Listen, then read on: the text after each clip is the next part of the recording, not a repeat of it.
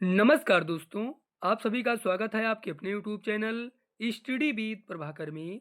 आज की इस क्लास में सीटेट फरवरी 2026 के लिए बाल विकास एवं शिक्षा शास्त्र के प्रैक्टिस सेट नंबर 9 को देखेंगे, जिसमें हम 20 अति महत्वपूर्ण प्रश्नों को देखेंगे। जो प्रश्न आपके एग्जाम के दृष्टिकोण से बहुत ही महत्वपूर्ण है, इसलिए आप सभी इस वीडियो को पूरा जरूर देखें। और वीडियो अच्छा लगे तो वीडियो को लाइक करें, और चैनल पर पहली बार हो तो चैनल को सब्सक्राइब जरूर करें। आइए आज की वीडियो को शुरू करते हैं। पहला प्रश्न है, एक कक्षा में बच्चों के असफलता के भय को दूर करना क्यों जरूरी है? एक कक्षा में अध्यापक बच्चों के भय को संभाल नहीं सकता। असफलता और त्रुटियां बच्चे के अधिगम का स्वाभाविक हिस्सा हैं। विद्यालय बच्चों के भावात्मक जीवन की जिम्मेदारी नहीं ले सकता। भय का एहसास करने वाले बच्चे विकासात्मक रूप से विफल होते हैं। इसका सही उत्तर है विकल्प बी। असफलता और त्रुटियां बच्चे के अधिगम का स्वाभाविक हिस्सा हैं।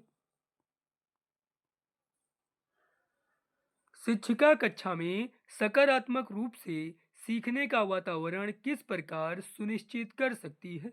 एक तय एवं निर्धारित समय सारणी का अनुपालन करके, पुरस्कार एवं सजा का प्रयोग कर, बच्चों को अनुशासित रखकर, बच्चों की क्षमता के आधार पर उनका विभेदीकरण करके एवं अलग अलग समूह बनाकर, बच्चों के संवेगों को सीखने की प्रक्रिया का हिस्सा बनाकर।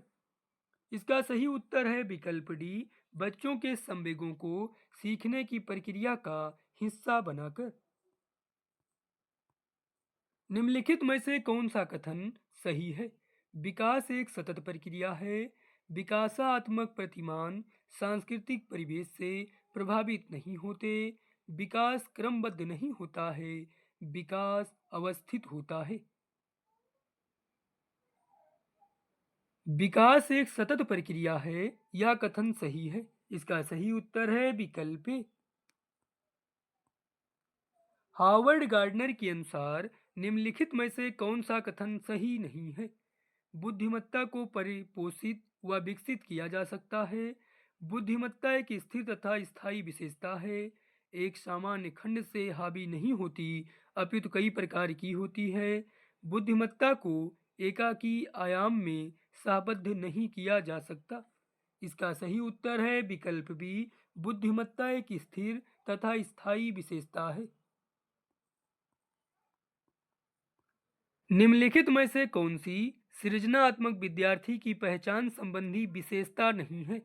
उच्च क्रम समस्या समाधान, नवाचारी सोच, अभिसारी सोच, जिज्ञासा की भावना। इसका सही उत्तर है विकल्प सी। अभिसारी सोच। जब सीखी जाने वाली सामग्री डाट डाट हो तो विद्यार्थी बेहतर सीखते हैं।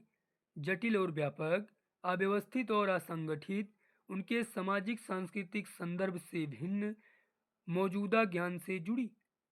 जब सीखी जाने वाली सामग्री मौजूदा ज्ञान से जुड़ी हो तो विद्यार्थी बेहतर सीखते हैं। इसका सही उत्तर है विकल्प डी।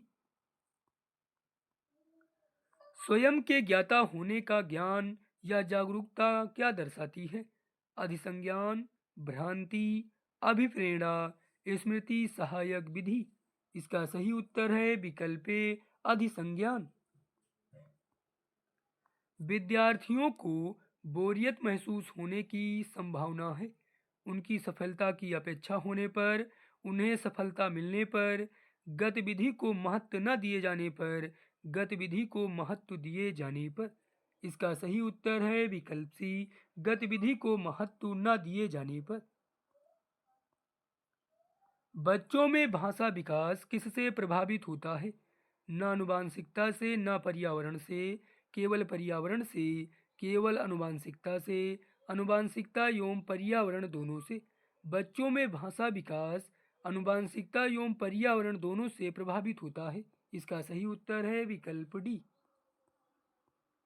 एक प्रगतिशील कक्षा केवल मूक श्रवण को प्राथमिकता देता है, अधिगमकर्ताओं की व्यक्तिगत विभिन्नताओं का सम्मान करता है, अंक उन्मुख होता है, अधिगम के व्यवहारवादी सिद्धांतों पर निर्धारित होता है। एक प्रगतिशील कक्षा अधिगमकर्ताओं की व्यक्तिगत विभिन्नताओं का सम्मान करता है। इसका सही उत्तर है विकल्प बी। लॉरेंस कोहलबर्ग के नैतिक विकास के सिद्धांत के अनुसार सजा डालने के लिए नियमों का पालन करना किस चरण को दर्शाता है? उत्तर प्रथागत चरण, प्रथा पूर्व चरण, अमूर्त संक्रियात्मक चरण।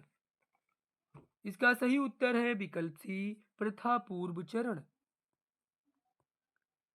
लेब वाइगोस्की का सिद्धांत मुख्यतः व्याख्या करता है आनुवांशिकता के विकास पर प्रभाव को, समाजीकरण के जीव पारिस्थितिकी मॉडल को, अभिप्रेरणा और आरोपण प्रतिरूप के प्रभाव को, संख्यात्मक विकास में सांस्कृतिक उपकरणों के योगदान को। लेबोवाइगोस्की का सिद्धांत मुख्यतः व्याख्या करता है संख्यात्मक विकास में सांस्कृतिक उपकरणों के योगदान को। इसका सही उत्तर है विकल्प डी। बाल केंद्रित कक्षा में एक अध्यापिका किसको महत्व देती है?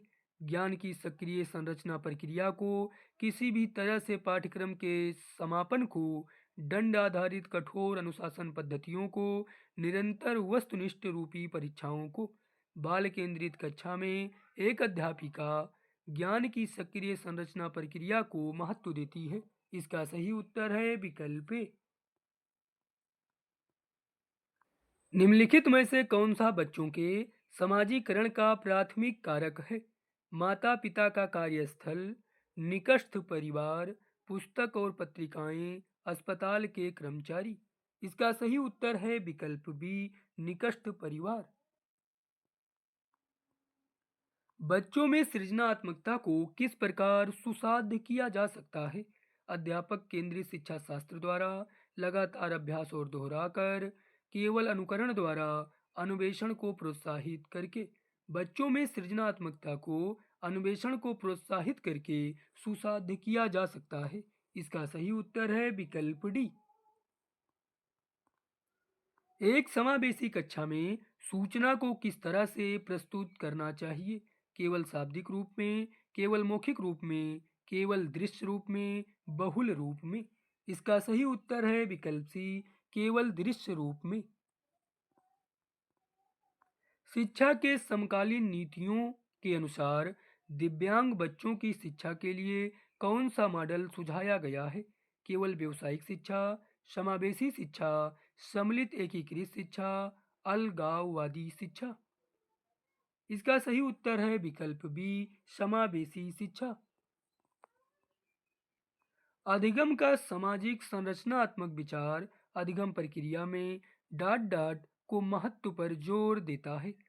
पारस्परिक क्रियाओं, पुरस्कार और दंड, आनुवांशिकता, अनम्य अटल शिक्षा शास्त्रीय उपागमों। इसका सही उत्तर है विकल्प ए, पारस्परिक क्रियाओं। भाषा विकास के संदर्भ में संवेदनशील अवस्था कौन सी है? मध्य बचपन, प्रारंभिक अवस्था, जन्म पूर्व का समय, युवावस्था। भाषा विकास के संदर्भ में संवेदनशील अवस्था प्रारंभिक अवस्था है। इसका सही उत्तर है विकल्प बी। शीर्षगामी सिद्धांत विकास के किस क्षेत्र पर लागू होता है? भाषा विकास, संज्ञानात्मक विकास, गामक विकास, नैतिक विकास। इसका सही उत्तर है विकल्प सी, गामक विकास। आप सभी को यह वीडियो कैसा लगा हमें कमेंट करके जरूर बताएं। धन्यवाद।